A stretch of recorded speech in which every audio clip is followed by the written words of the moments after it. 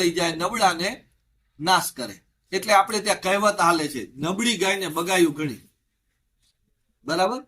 જે ઘોડિયામાં બીમાર એ જીવનભર બીમાર.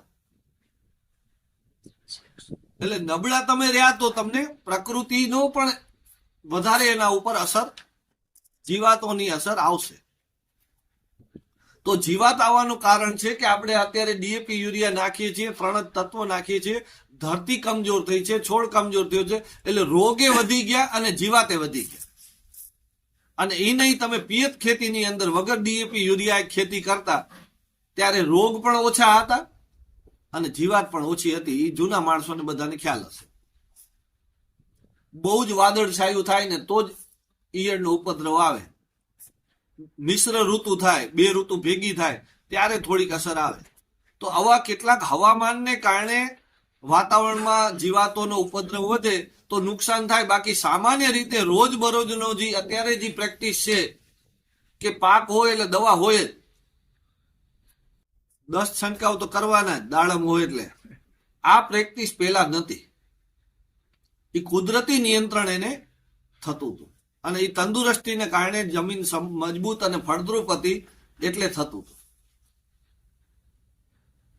તેમ છતાં ધારો કે આપણે કેમિકલ ખેતીમાં છીએ ને હવે સજીવ ખેતીમાં જઈએ તો ધરતી તો કમજોર છે અને શરૂઆત કરશું તો રોગ જીવાત આવશે, તો એને કેમ રોકવા? તો એના માટે પણ આપણા વડીલો આવા વાતાવરણમાં ક્યારેક રોગ જીવાત આવતા તો એનો ઉપાયો હતા. એની કારણે શું ઉપાયો હતા? તો કે કોઈ જીવાતને મારવી એનું લક્ષ્ય નહોતું, જીવાતથી બચવું એનું લક્ષ્ય હતું. ધારો કે કોઈ ભાઈ મને પરેશાન કરે છે તો હું એને સીધો મારી નહીં નાખું. હું શું કરીશ? એનાથી બચવાનો પ્રયત્ન કરશું, એના ઉપાય શોધશું કે ભાઈ આ ભાઈને કેમ સમજાવું, એ ભાઈ સાથે સંવાદ કરું, કાંઈક ને કાંઈક આપણે રસ્તા કાઢશું. સીધા મારી નથી નાખતા. એમ જીવાતોને રોકવા માટે પહેલાના વડીલો કેટલાક ઉપાયો કરતા. અને કયા કયા ઉપાયો હતા એ અહીંયા બેઠેલા છે, એને ધ્યાનમાં આવશે.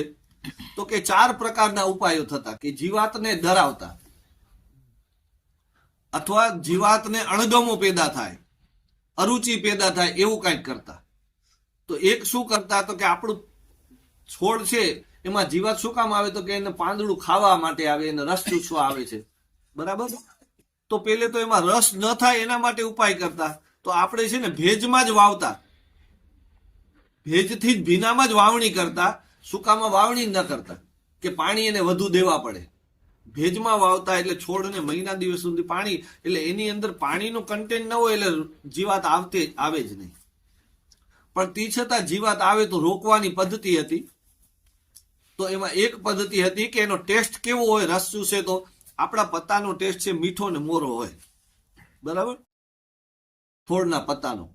એના ઉપર ખાટી છાશ છાંટી દો એટલે ખટાશ આવે. એની ઉપર કડવો લીમડોનું પાણી અથવા કડવા લીમડાનું તેલ એનો સ્પ્રે કરો તો કડવાશ આવી જાય. એના ઉપર તુરું ગૌમૂત્ર, ગૌમૂત્રનો ટેસ્ટ તુરો હોય તો તુરું ગૌમૂત્ર છાંટી દો. એવું કોઈ પણ ઓડ ટેસ્ટ કરી દો. એનો જે ટેસ્ટ છે એનો ટેસ્ટ બદલી દો. બરાબર? તો આ ટેસ્ટ બદલવાથી શું થશે? એને ગમશે નહીં. તમને હું મીઠાવાળી રોટલી બોરીને દઈ દઉં તો તમને ગમશે નહીં. તમે રોજ ખાતા હો એ ટેસ્ટ હશે તો જ તમને ભાવશે. એમાં બદલ થશે તો તમને ભાવશે નહીં. તો એ દૂર થઈ જશે. બીજો પ્રયોગ હતો કે સ્મેલ બદલી દો. હવામાન, ધારો કે આપણે અહીંયા બેઠા છીએ તો આ એક નોર્મલ સુગંધ છે, પણ આનામાં જરાક પણ કોઈ ઓડ સ્મેલ આવે તો આપણે ગમશે? આપણે પણ ભાગી જશું. હમણાં ખાટી છાશ મહિનાની રાખી દઈએ બાજુમાં તો બધા આપણે હાલ્યા જાય. તો એવી દુર્ગંધ હિંગ છે, હિંગનો સ્પ્રે કરે કે વઘાયણી છે, એના સુગંધ એવી ઓડ હોય છે કે જે કોઈ જીવને ગમે નહીં.